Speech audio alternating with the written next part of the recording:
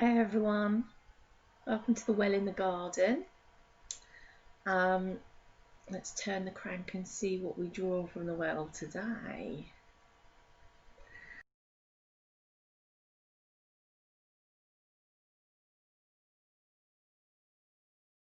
Well, I've been wanting to do this video probably for about a year. I want to get it right. So I've written most of this down, so if I keep looking at my writing, please, I do apologise, but please bear with me. This video is on spiritual warfare, and I've sort of entitled it Spiritual Warfare and the Doors Between Darkness and Light. And so that's what it's about, spiritual warfare. So what is spiritual warfare in today's world? What does it look like? Is there even such a thing? Or is it just a myth? Is it just mythology? Is it just stories? Is it just something fantastic? Spiritual warfare. Well, I think spiritual warfare is real. I think the battle is real. I believe that it is for the most part an unseen battle, but it is a real war that is continually going on in the spiritual realms between darkness and light. So I hear you asking, well, what is this battle between darkness and light? Spiritually, what does it look like? We all know what it looks like in mythologies and in stories. You can probably tell I'm all Doctor Who at the moment. My t-shirt's Doctor Who. That's because my daughter and I are having a bit of a Doctor Who marathon this last couple of weeks. I love science fiction and fantasy, and Doctor Who's one of mine and my children's favourites. And there's a lot of darkness and light in that. You know, we like the Marvel films. There's a lot of darkness and light in those. You know, I mean, I love Lord of the Rings. You know, fantasy stories, right? Fantasy and science fiction stories. You know, it's all about darkness and light. But in the real world, what does it look like in reality? I believe that now, today, more and more people are seeing this battle, this real battle playing out in the world. It can seem like we are living in very dark times right now. In the Bible, there's a very colourful description of the spiritual battle. I'm going to read that to you now. Then war broke out in heaven. Michael and his angels fought against the dragon, and the dragon and his angels fought back. But he was not strong enough, and they lost their place in heaven. That great dragon was hurled down, that ancient serpent called the devil, or Satan, who leads the whole world astray. He was hurled to the earth, and his angels with him. Then I heard a loud voice in heaven say, "Now have come the salvation and the power and the kingdom of our God, and the authority of his Messiah. For the accuser of our brothers and sisters, who accuses them before our God day and night, has been hurled down. They triumphed over him by the blood of the Lamb and by the word of their testimony. They did not love their lives so much as to shrink from death. Therefore rejoice, you heavens, and you who dwell in them. But woe to the earth and the sea, because the devil has gone down to you. He is filled with fury, because he knows that his time is short." And that's from Revelation 12:7-12. So the Bible talks about the devil and his angels who lead the whole world astray.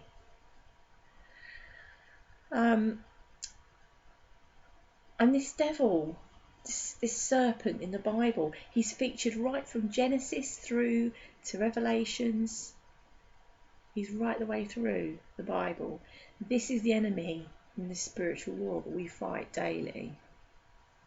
But in our reality, in the now, in our day-to-day, what does that look like? Well, to me, the enemy that hides in the darkness uses very specific weapons in this spiritual war, and these are hinged on lies and fear, negative and oppressive thoughts and feelings like depression and anxiety, stress, sickness, doubt, feelings of inferiority, discouragement, loneliness, also things like pride and greed. But God today has also reminded me that this negative and oppressive spiritual energy is most definitely manifest in the physical world through wars, famine, disasters and other social, political, cultural happenings. Today there's a lot of fear and anxiety through things like the coronavirus, COVID-19, that's very current at the moment. There's real hardships, social displacement, death, destruction, but also emotional turmoil. Today there's a lot of people suffering with mental health problems, and they're in real mental distress. And this may be due to things that I've already mentioned, or perhaps, marital problems, economical problems, addictions, which can be alcohol, it can be smoking, drugs, exercise, gambling, anything actually can be addictive. Another huge problem these days is mental distress caused by things in the world that cause a person to question their very reality, the way their world really is. And I've included this because I've experienced this myself whilst researching the Mandela effect, flat earth, conspiracy theories that have led me to question my reality and turn to God even more. And today I was watching a YouTube video, and a gentleman in his 60s who called into the show that I was watching, he was quite upset about how the Mandela effect had changed Bible verses. And he'd obviously been a Christian all his life, and he'd noticed these Bible changes. I've noticed some of them myself before I even knew anything about the Mandela effect, before actually I was really on fire for God like I am now.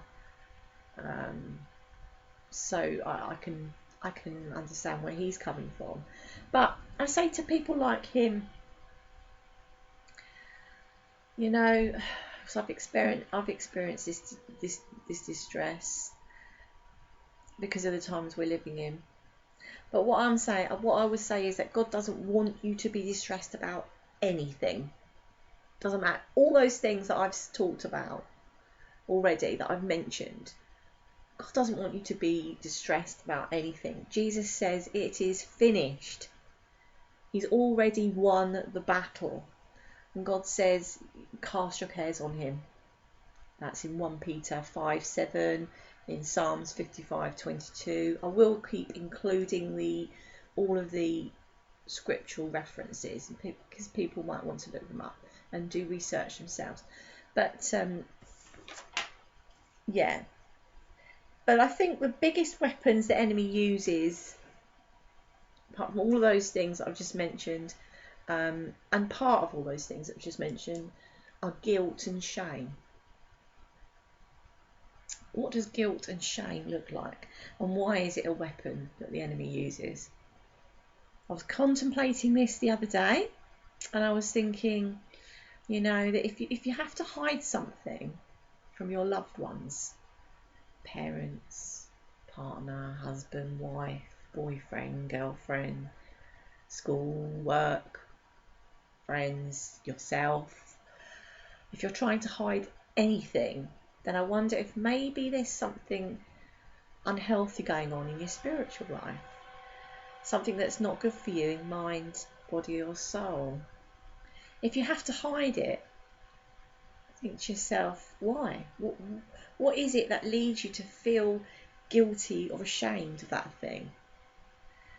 I'm speaking to myself here as well, you know, as I express to understand through the Spirit. Because I think if you're walking with God, why would you need to hide anything? I'm reminded of the story of the fall in Genesis 3, when Adam and Eve tried to hide from God in the garden because they'd eaten the forbidden fruit, and they were suddenly ashamed of their nakedness. This was because they were now aware of the difference between goodness and evil. Sin had entered the perfect paradise that God had made for them. And God asked them, who told you you were naked? Where did you get that idea from? The serpent had deceived them in the story in Genesis, but because God had given them free will, they had the power to choose to do what they had known was forbidden for their own good, and so they chose to listen to the serpent instead of God, who had created them and knew what was best for them. They knew it was wrong, but they chose to do it anyway.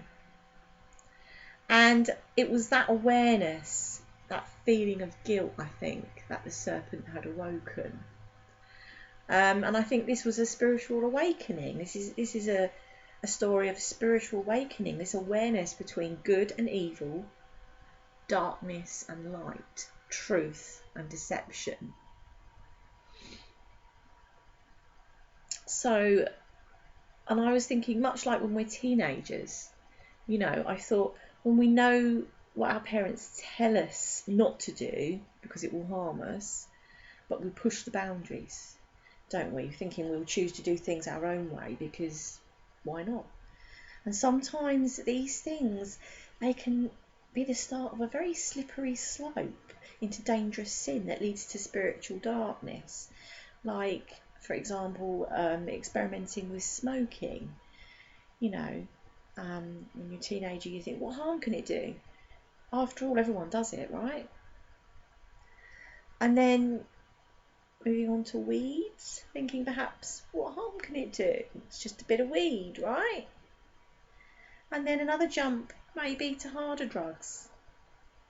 And the boundaries, they get pushed further and further each time with harmless looking sin that leads to darker and darker, harder to get out of sin. Where's the line? Where do you draw the line? The spiritual battle is fought in the mind, in the heart, and in the spirit, in darkness and in secret, behind closed doors. This is where my title comes in, with the doors. They're physical doors and they're spiritual doors. There are mention of doors in the Bible, so I'm going to read that to you now. Jesus himself uses this image of the door to reach us. He says, "Here I am. I stand at the door and knock. If anyone hears my voice and opens the door, I will come in and eat with him and him with me." And that's in Revelation 3 verse 20. He even refers to himself as a door or a gate. And this one has always fascinated me. This verse has always fascinated me. It says, "I am the gate. I am the gate. Whoever enters through me will be saved. They will come in and go out and find pasture." And that's John 10:9. And it always fascinated me because I know that when Jesus spoke those words, he was speaking them to the people of the time, and the shepherds at that time, they would have understood that because they would have been the door for their sheep in the pasture. They would have had this paddock, if you like, these 3 walls, which at night they would put the sheep in to protect them from wolves and thieves, and they would sit as the gate. They'd sit themselves and be the gate. So they would, they were there protecting. And that's what Jesus was referring to. He's saying it's through me. You come through me. I'm the gate. So that always fascinated me, that one. He invites us to use these spiritual doors to him. Ask and it will be given to you. Seek and you will find. Knock and the door will be open to you. For everyone who asks receives. He who seeks finds, and to him who knocks the door will be opened. That's Matthew 7, verse 7 and 8. And yet God has reminded me that there are things meant to be kept hidden. The intimacy between man and wife, for example, 1 Peter 3, and individuals' dreams, Psalm 37:3. There are even moments meant to be just between God and individuals. You can look at Hebrews 4:12, 1 John 2:27, and Jeremiah 29:11-14 says, "For I know the plans I have for you, declares the Lord, plans to prosper you and not to harm you, plans to give you a hope and a future. Then you will call upon me and come and pray to me, and I will listen to you. You will seek me and find me when you seek me with all your heart. I will be found by you." The Bible talks numerous times about being hidden in or beneath God's wings. In Psalms 91:4, Deuteronomy 32:11, Jeremiah 49:22, to name but a few. And even God has hidden things from humanity. In the book of Daniel, it talks about God telling Daniel to roll up the words he was told until an appointed future time. And the mind has doors too. And sometimes those doors are even close to ourselves. Sometimes emotional trauma is so great that our minds create doors to keep such things safe behind them. And these memories can be so traumatic that they cause great hurt. And sometimes those dreaded feelings of guilt and shame that I was talking about, that can be so destructive. It says in the Bible, "Enter through the narrow gate, for wide is the gate and broad is the road that leads to destruction, and many enter through it. But small is the gate and narrow the road that leads to life, and only a few find it." And that's from Matthew 7, verses 13 and 14. And those thoughts and feelings are particularly destructive, I think, when they're created through an act on someone who had no control over the situation. Some abuse that has been inflicted by another, or sometimes themselves. People can abuse themselves. But all of these things, these battles, they are at the end of the day fought in the mind, and they are spiritual battles between darkness and light in our lives, the darkness and light in our lives. And so sometimes doors can protect us from these destructive thoughts and those emotions coming through and damage and doing damage. The doors can protect us, and God will never give you more than you can bear. It says this in 1 Corinthians 10:13. But sometimes doors need to be opened or kicked in, because they can keep you trapped behind them. You can get trapped. You can get trapped in those negative thoughts. You can get trapped in those emotions. You can get trapped in the despair. So why do we feel the need to hide? We hide because we feel guilty and are ashamed. Yeah, those feelings are there to tell us there's something we're hiding that maybe isn't good for us, or perhaps are too intimate to share. And sometimes that's okay. However, Satan, the devil, the serpent, that enemy who likes to ask us, did God really say? He's a devious, scheming liar. Hang on 1 second.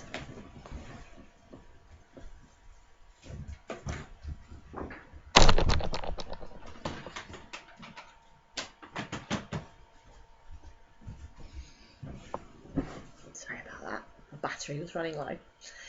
This enemy, this devil, he's a scheming liar. He wants to turn you from God. He wants to turn you from God and the light towards darkness. He wants you to hide. He wants you to be alone. He wants you to be separated from God and from God's people, from the light. He's a liar and a thief. And the thief comes only to steal and kill and destroy. It says that in John 10:10. He wants to steal your joy, kill your peace, and destroy your faith. That's how I look at it. I'm not sure if that's what it means, but that's the way I look at it. Jesus says no. He says, I've come that they may have life and have it to the full. You see, the enemy will try and trap you with his lies. He wants you to doubt God's word, but God wants to remind you of his promises, his truth, and his love. He says, do not be overcome by evil, but overcome evil with good. And that's in Romans 12:21. He promises that no temptation has seized you except what is common to man. In other words, we all go through it, as human beings. There's always going to be something. Okay, there's always going to be temptations that are going to seize you. But it says God is faithful. He will not let you be tempted beyond what you can bear. But when you are tempted, he will also provide a way out so that you can stand up under it. And that's in 1 Corinthians 10:13. He will give you the strength to open those doors, or he will open them for you. He will open those doors for you. 1 John 3:8 says, the reason the Son of God appeared was to destroy the devil's work. He tells us that then you will know the truth and the truth will set you free. That's John 8:32. And of course, God promises he will give us the strength and he will protect us. It says, but the Lord is faithful and he will strengthen and protect you from the evil one. That's 2 Thessalonians 3:3. Because God loves us and he wants us to have peace in him. He doesn't want us to be distressed. He doesn't want us to be living in darkness. He says, I've told you these things so that in me you may have peace. In this world you will have trouble, but take heart. I have overcome the world. That's John 16:33.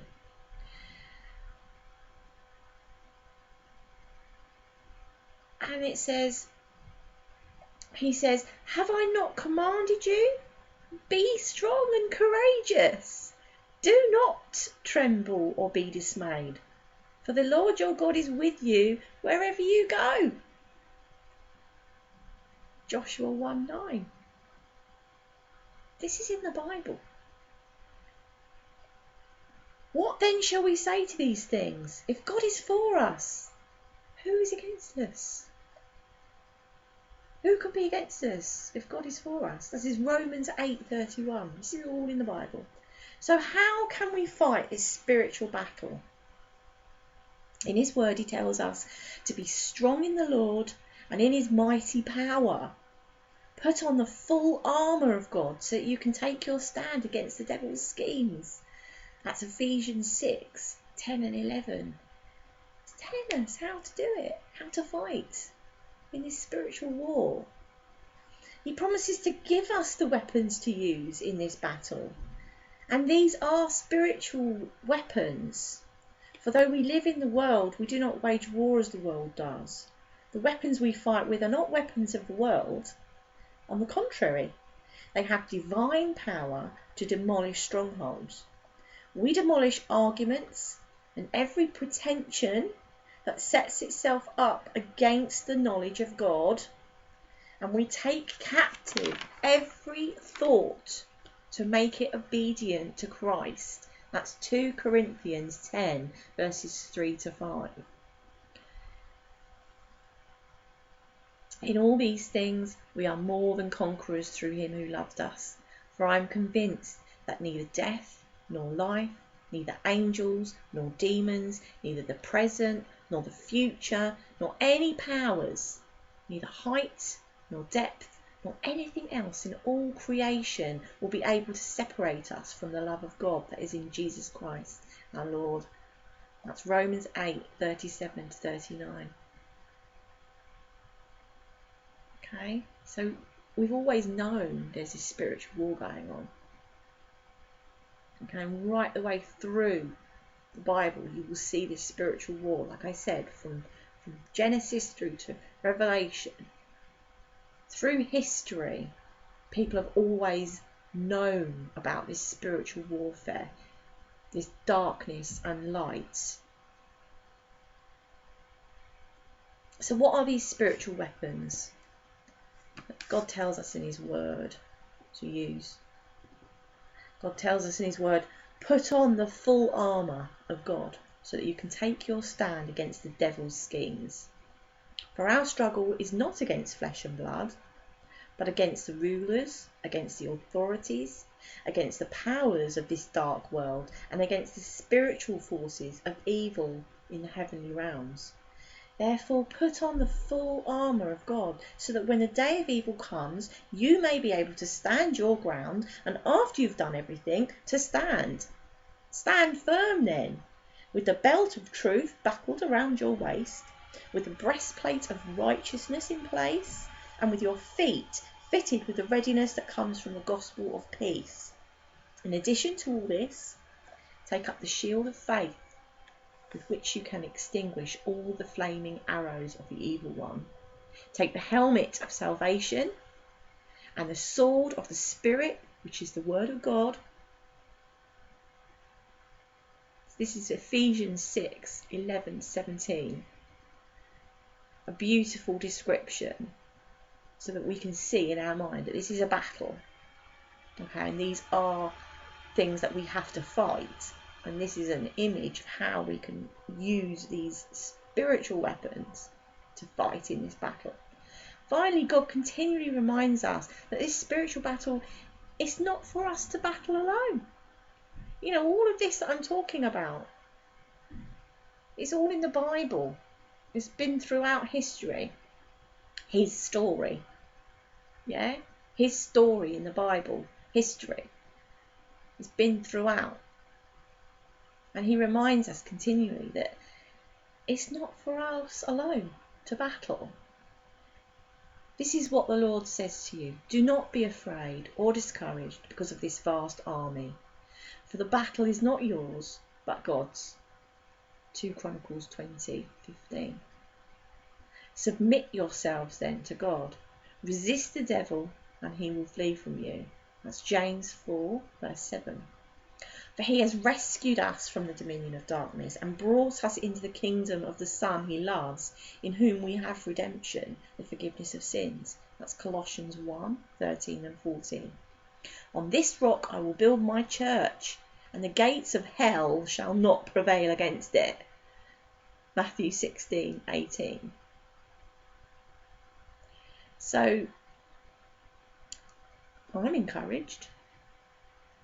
And I pass on this encouragement to you through Christ, that we can conquer all the devil's schemes in this spiritual battle. Those negative thoughts, emotions, temptations, struggles and hardships that go on, that we all go through daily, whatever they are, whether they're in the mind, the heart, the soul, whether they're physical, whether it's war, whether it's sickness, whether it's Mandela effects, whether it's your marriage, your financial situation, whatever it is, whatever that battle is, it is a spiritual battle that is manifesting in the physical, in the world, and in your body and in your mind and in your spirit and in your soul, in your spiritual life. It's a battle, and everybody's going through it. And more people are waking up to this battle, and that's why I wanted to talk about it today. But God will give you the weapons to fight with and the strength to endure. He will give you the love, joy, peace, patience, kindness, goodness, faithfulness, gentleness, self-control, which is the fruit of his spirit. That's in Galatians 5:22 and 23. And he will fill you with his light that gives you the freedom to walk in the darkness of the world. I am the light of the world, he says. Whoever follows me will never walk in the darkness, but will have the light of life. That's John 8:12. Because God wants you to live a good life. A life filled to the full. John 10:10. And you can't do that when you're living under a cloud in spiritual darkness. Hiding behind physical and spiritual doors. I'm guilty of this. You know, you have to believe that everybody's going through this, including me. The devil wants you to hide. He wants you to be in fear. He wants you to be in emotional distress. He wants you to doubt yourself.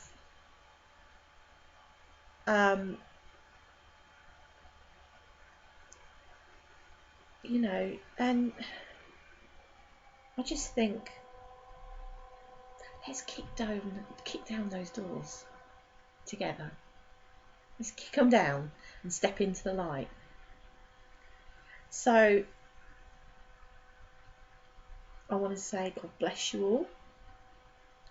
And if you are battling with a spiritual darkness today, ask Jesus into your heart right now and let his light guide you into a brighter tomorrow. Walk into the light. We don't want to be walking in darkness, we want to be walking in light. And God will help you. Call out to Jesus, he'll help you. Okay, and then this spiritual battle is real. It's real. We all face it every day, through the little things and through the big things. And it's reflected in everything. It's reflected in society, in everywhere. And because we are on the internet now, because we've got multiple channels, we've got YouTube coming at us from every direction, we've got Netflix and Amazon Prime and,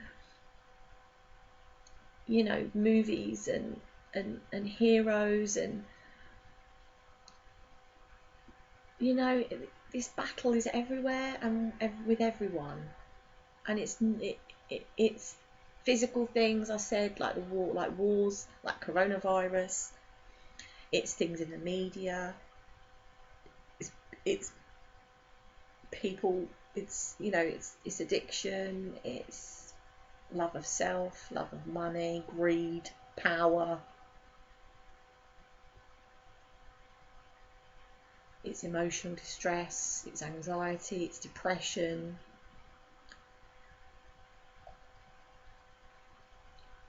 It's things like the Mandela effect that are affecting people wondering about their own reality.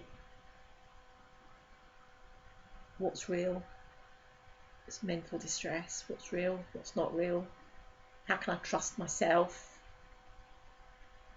I say, if any of that is distressing you, you should call out to God. You should pray. And believe that he's won. He's done it already. It's finished. The battle's finished. You just got to trust in him and come into his light and live a life that he wants you to live. full of joy and peace and his love. And you can live that life. You don't have to be living in darkness. And this spiritual battle that's being fought out every day, you're slap bang in the middle of it like everybody else, and I am.